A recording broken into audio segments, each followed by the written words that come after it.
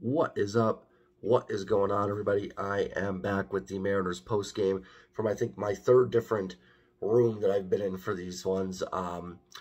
Pretty much my whole family is sick right now, including me. I'll get into that a little bit, but so I apologize for kind of the different background or if the noise is different. I should be back at the desk tomorrow, just kind of having, everyone's kind of sleeping in different spots, just trying to get healthy in this house. First of all, I do apologize for not having the series preview up for the Rockies series. Again, I've been sick. I'm still sick. This is going to be probably a 5-minute video just to go over the game real quick. Couldn't get the series preview up. I just did not have the energy to do it. I'm struggling to do this video right now, to be honest. But I do want to get it up because my goal is to do a post-game for every Mariners game this year. So I definitely want to get this up. Mariners defeat the Rockies tonight 5-3. 2-game winning streak. Back to 6-8. Mariners beat a team that, quite frankly, they should beat. They should certainly win the series against, and now they're in good shape to do this. Truthfully, this was probably the game they were most likely to lose. If there was one they were going to lose here. Before the game, Marco Gonzalez placed on paternity leave. Congrats to Marco and his wife. I think they said that was their second baby that's due, so that's awesome. Tommy Milone came up, made a spot start, did a nice job, and then the Mariners offense took care of business, and the pitching staff did a nice job. They ran into some trouble in the 6th inning, wiggled out of it, and then breezed through the rest of the game. Let's get into the box score a little bit. I'll get to Jared Kelenic. You saw the name and the title of the video. I will get to him. Before I go any further, if you like the post-game recaps, hit the sub button. If you like them, hit the like button. Even if you're not maybe a fan of the Mariners or something, you just want to help my channel out, the likes help me out a ton. So I appreciate if you guys just hit that like button while you're here. And then drop a comment, too. Let me know what you think of the Mariners so far this year, off to a 6-8 start. First of all, I thought Tommy Milone did a really nice job. He went 4 2/3, 3 hit, 1 run. It was earned the home run to Chris Bryant in the first inning, 2 walks, 3 strikeouts. You know, it's kind of funny. I made the point on Twitter with Tommy Milone. For the past 3-4 years, I think he's been in the Mariners system. I don't know if he's been back and forth DFA'd and stuff, but he's been up and down from AAA to the big leagues. He's kind of their epitome of a 6-7 starter. And every time Tommy Milone has to make a start, Mariners Twitter seems to get in a tizzy like, oh, this team wants to compete, but they're running Tommy Milone out there as a starter. They have to go to Tommy Milone, and how embarrassing that is. And every time Tommy Milone comes up, he pitches well. Like, he does a nice job for this team. He gets outs. He throws strikes. So even if he does get hit, like, or give up runs, it's through getting hit, so it's not, you know, tough to watch. When guys are out there just walking people left and right, it's tough to watch it. So at least Milone gets hit. He gets hit quickly. But he always does a nice job. Listen, Marco, Tommy Milone. You know, I always use the example because it's the quintessential soft-tossing lefty strike thrower, Jamie Moyer. Like, with these guys, when their changeups are on and they're locating it and they're throwing strikes and they can mix it up, fastball, changeup, they can succeed. Yeah, if they're missing locations, they're going to get hit. They just don't throw hard enough to really, you know, be able to balance that out. But Tommy Milone is just fine. Truthfully, right now, I mean, you could make a case Tommy Milone should make a start over Chris Flexen, how bad he was against the Cubs. Now, you never want to make a rash judgment after a couple starts. But, I mean, the gap between Milone, Flexen, Marco, probably not that big in the grand scheme of things. And I like Marco. If you watch my videos, I've defended Marco being in this rotation. I think he's just fine. He's a serviceable 5th starter. I think Tommy Milone probably is. And truthfully, he's the Mariners' 7th starter. Flexen was number 6. Milone is up as number 7.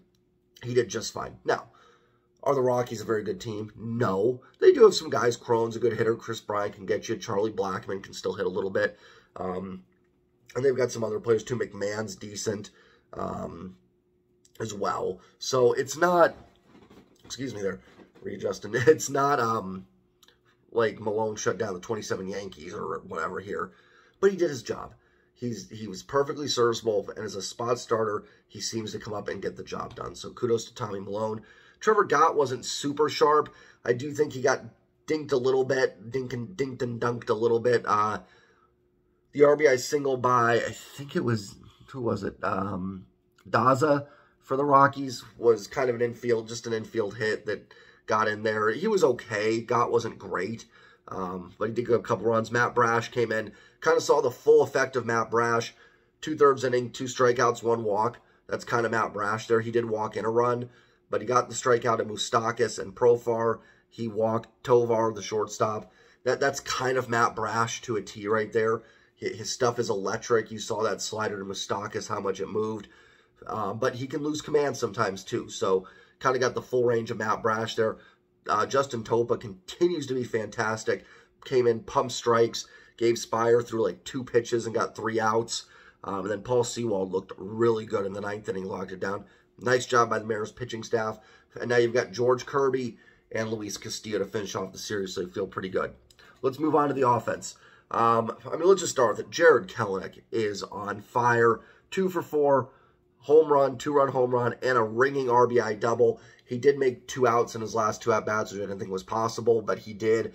Man, it is fun to watch Jared Kelenic right now. I think my favorite moment of tonight, outside of the Kelenic home run, was the Julio RBI double that scored Jared Kelenic. And it just, excuse me, it kind of put it all together for Mariners, for the Mariners, and I think for Mariners fans too.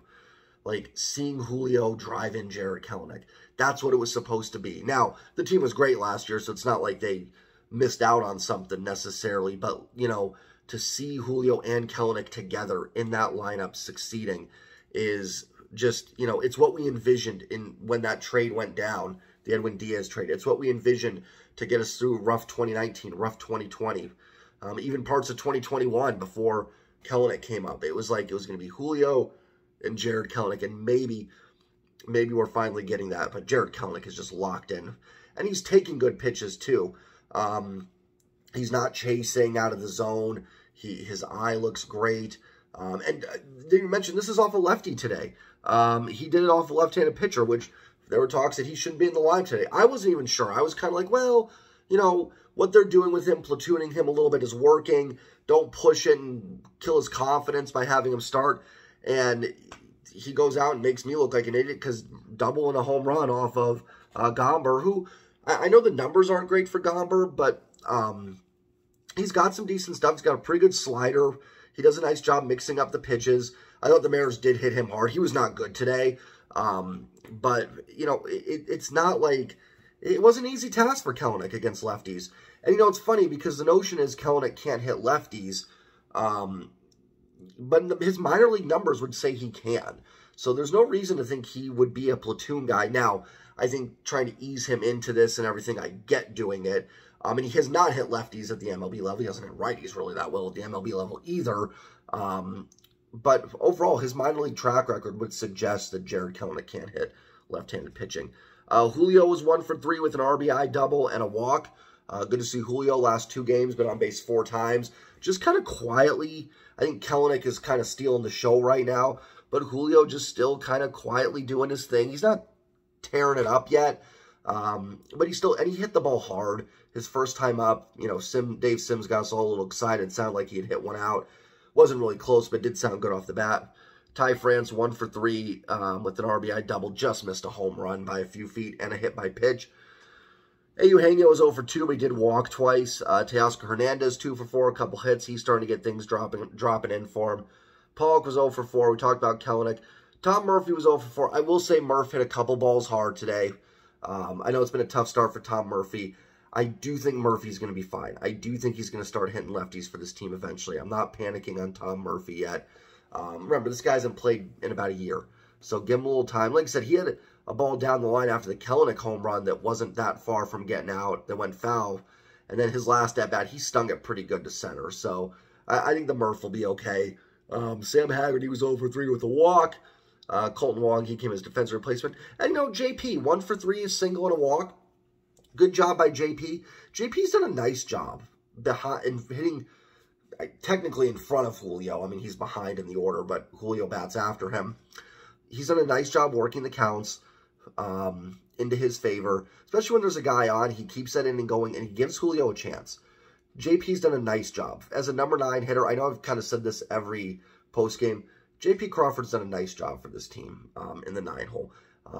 You want the average to maybe get a little higher, but he's been okay. And he's done a nice job, like I said, working that count in front of Julio. So overall, a nice win for the Mariners. They improved to 6-8. They've won 2 in a row.